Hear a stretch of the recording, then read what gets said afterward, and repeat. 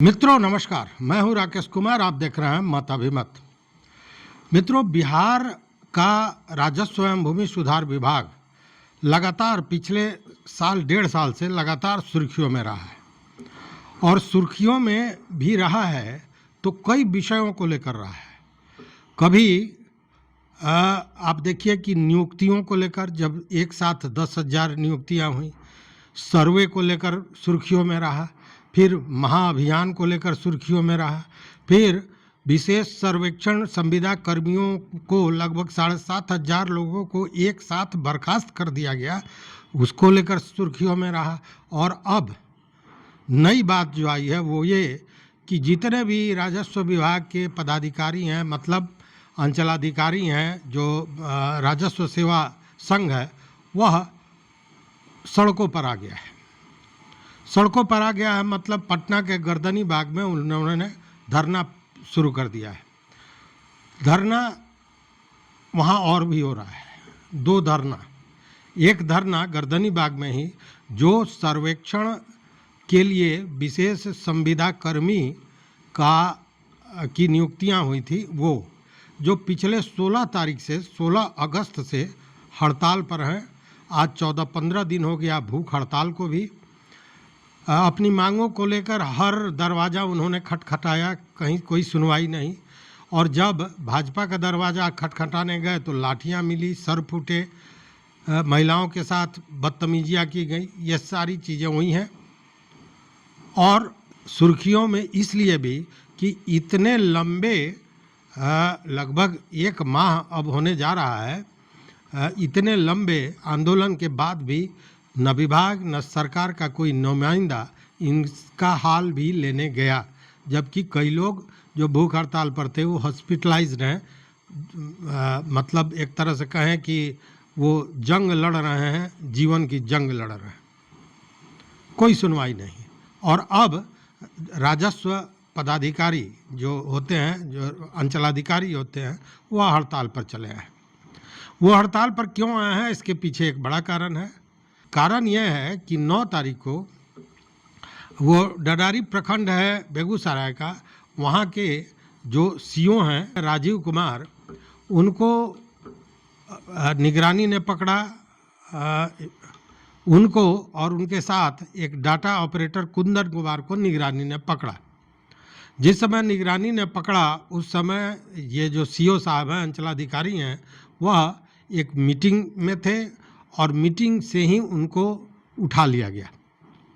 अब इसको लेकर सारे लोग बुरी तरह आंदोलित हैं, आक्रोशित हैं। उनका ये कहना है कि एक तो उनके पास से कुछ न पैसा मिला, न कोई साक्ष्य था निगरानी के पास, पहली बात।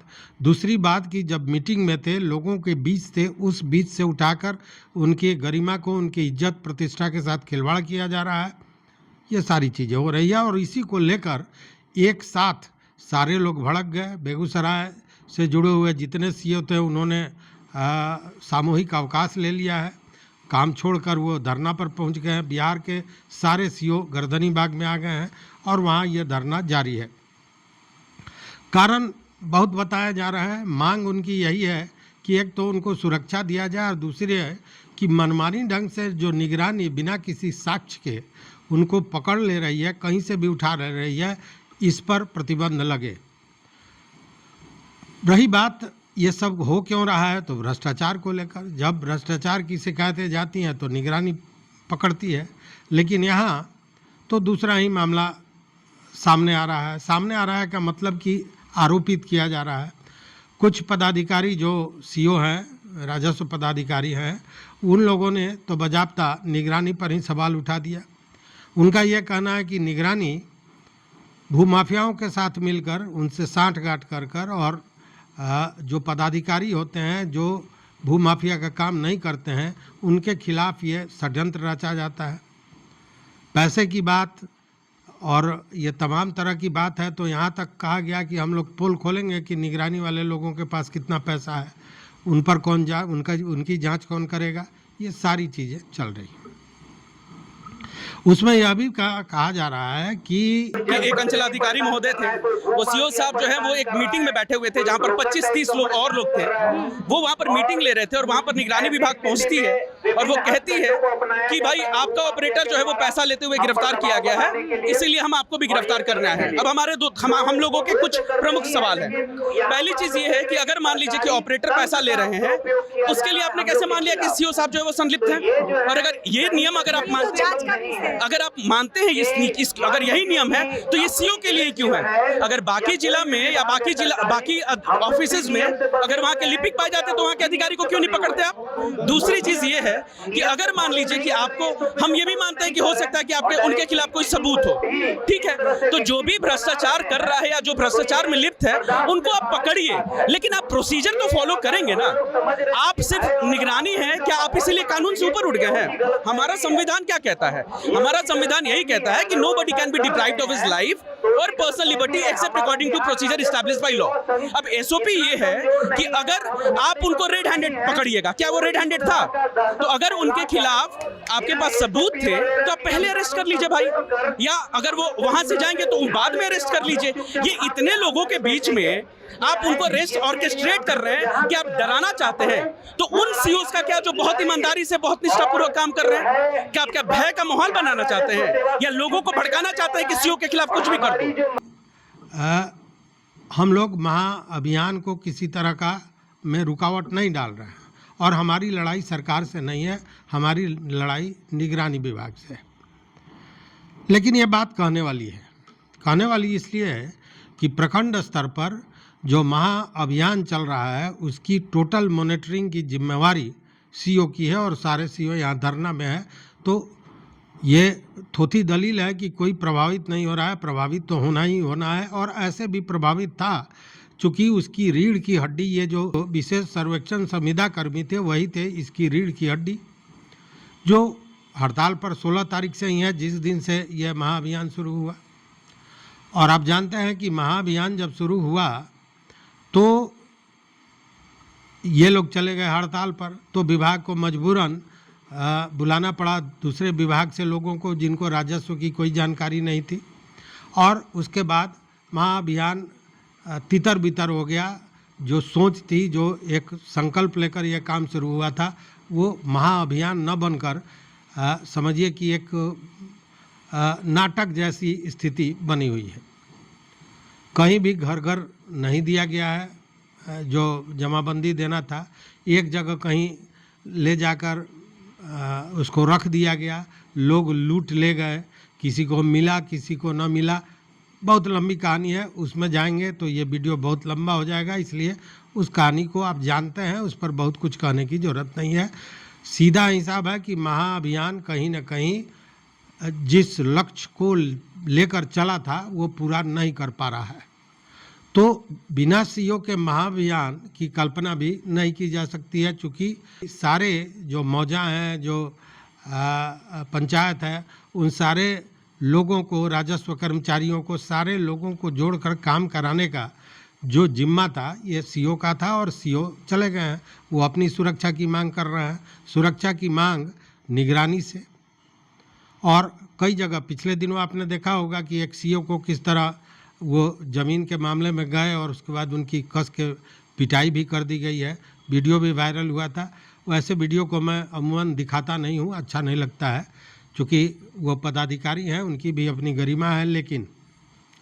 लेकिन सच पूछिए तो भ्रष्टाचार को लेकर राजस्व कार्यालयों, राजस्व विभाग के पदाधिकारियों, राजस्व विभाग के कर्मचारियों के प्रति लोगों की जो सोच है वह अच्छी नहीं है। और जब इस तरह की मांग ये कर रहे हैं, और बड़ा एक तर्क उन्होंने दिया अपनी बातों में कि 100 में से 60 लोग ही, जो निगरानी जो कार्रवाई करती है, वैसे 100 लोगों में से 60 लोग पर ही सज़ा हो पाती है, 40 लोग यूं ही छूट जाते हैं, मतलब कि कोई उन पर आरोप सिद्ध नहीं हो पाता है।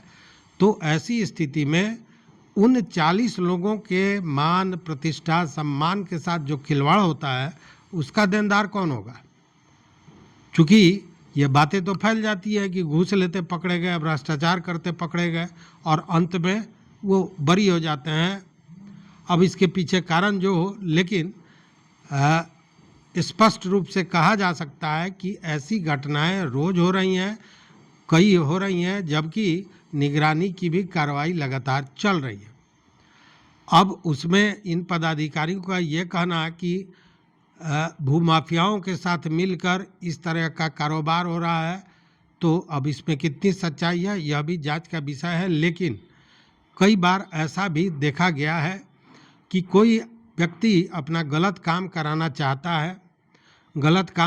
चाहता है, सीओ नहीं करते हैं, उस स्थिति में सीओ के लोगों को, उनके ऑफिस के लोगों को, डाटा ऑपरेटर को आदि को वो अपने शिकंजे में लेते हैं। जो ज़मीन का कारोबार करने वाले लोग हैं उनको पैसे का प्रलोभन देते हैं और इस प्रलोभन में ये सारे लोग फंस जाते हैं और अपना बदला लेने के लिए वो निगरानी को लगाते हैं।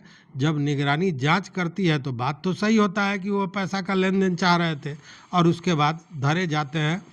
कहने का मतलब कि भले सीओ ने डायरेक्ट नहीं मांगा हो, लेकिन ऑफिस के थ्रू इस तरह का एक कॉकस बनता है जो कहीं ना कहीं उनको इस दायरे में ले आता है। एक तरह से उनका कहिए तो सरकारी तंत्र द्वारा अपहरण किया जा रहा है, उनको अपहरण किया जा रहा है और ये विजिलेंस वाले खुद भू माफिया से साठगांठ करके उससे पैसा लेके और पैसा लेकर किसी को ये लोग टारगेट करते हैं, ट्रैप करते हैं। जिसका गलत काम अंचलाधिकारी ने नहीं किया तो वो गुस्सा होकर जाता है, विजिलेंस में पैसा देता है, विजिलेंस वाले उससे पैसा मोटी रकम लेकर और जिस अधिकारी को बोलता है उसको ट्रैप किया जाता है। तो ट्रैप भी अगर किया जाता है, उसके पास यदि पैसा मिलता है, उसके खिलाफ साक्ष्य मिलते हैं तो एक बात होती है, लेकिन बिना ना कोई पैसा मिल रहा है, ना कोई उसके खिलाफ साक्ष्य है और उसको मीटिंग में से उठा लिया जा रहा है, तो ये कहीं से भी न्यायोचित नहीं है। और यह कहना कि सारे लोग भ्रष्टाचारी हैं यह बिल्कुल गलत है, ऐसा नहीं है। बहुत से ऐसे सीओ हैं, हमारे मित्र भी हैं, जिनको मैं जानता हूं और निहायत ही ईमानदार हैं और सेवा भाव से अपना काम करते हैं। बावजूद परेशानियां उनके साथ भी हैं, चूँकि जो गलत लोग काम कराने आते हैं उनके लिए वह सीओ तो एक तरह से कहें कि सरदर्द है, उनको पागल करार दिया जाता है, कहता है कि पगला है, ये कोई काम नहीं करता है तो गलत काम कैसे कर दे। काम जब निष्पादन कम होता है तो स्वाभाविक है कि ऊपर से जो विभाग है वह भी इन्हें प्रताड़ित करता है।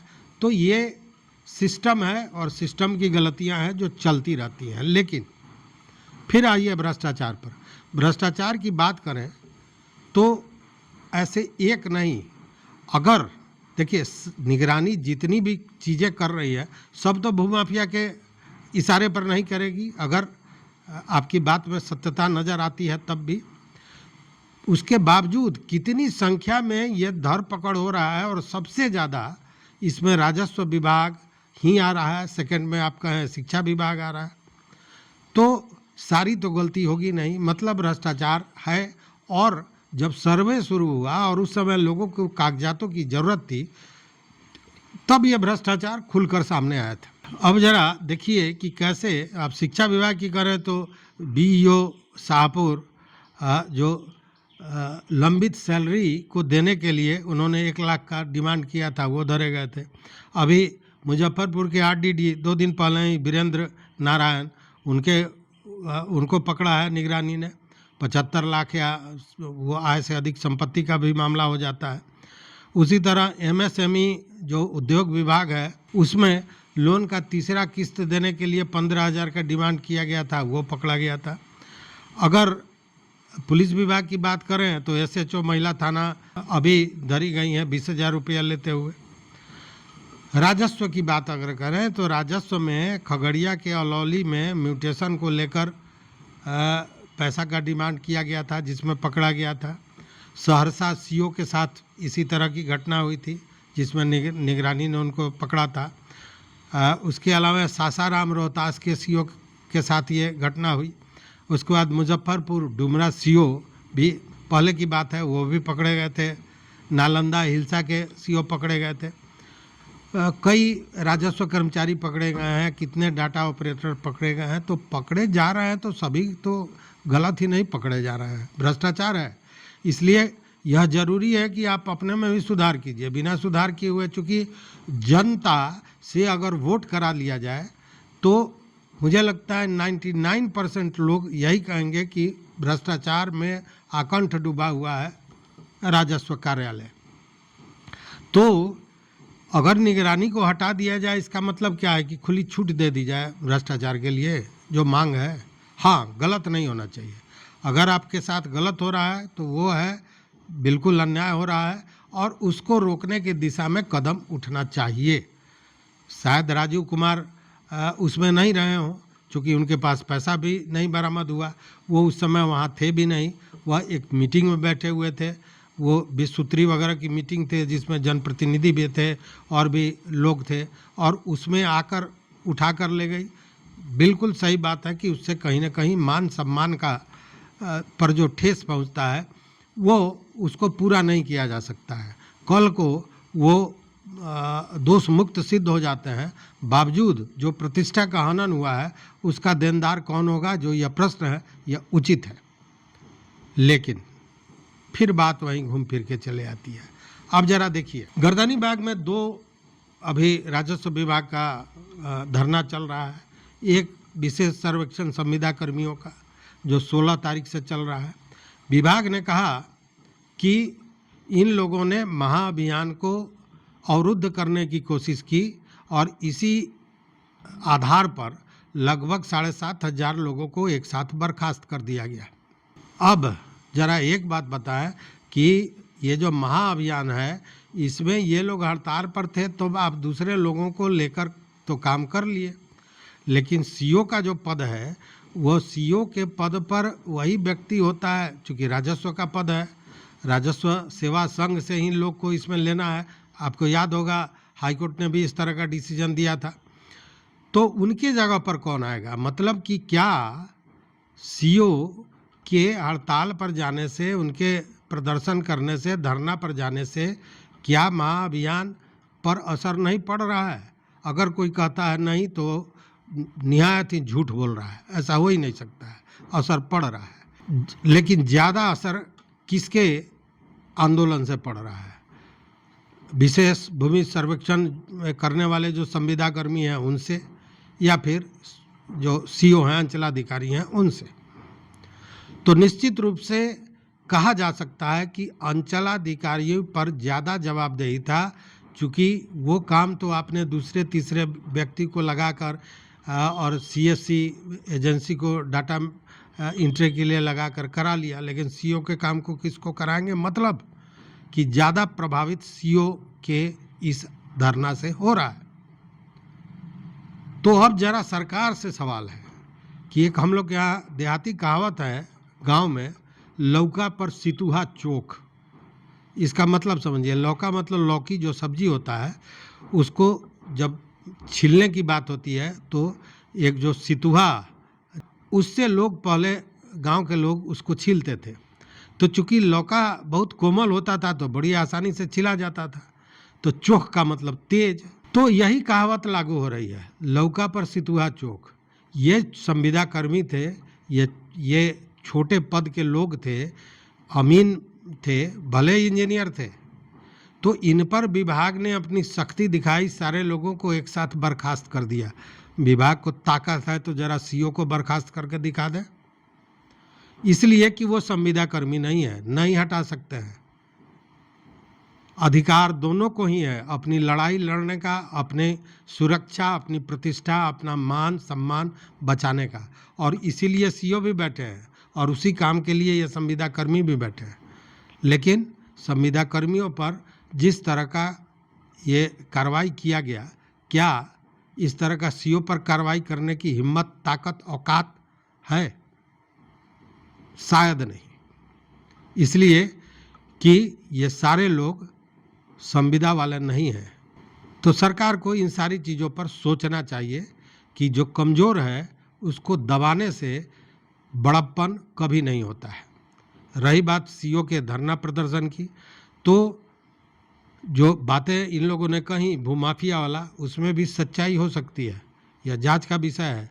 लेकिन कई मामलों में हमने भी देखा है कि ऐसे पदाधिकारियों को फंसाया जाता है और ऐसे बहुतायत हमने किस्से देखे हैं, सुने हैं, जिसमें भ्रष्टाचार में ये लोग पकड़े जाते हैं।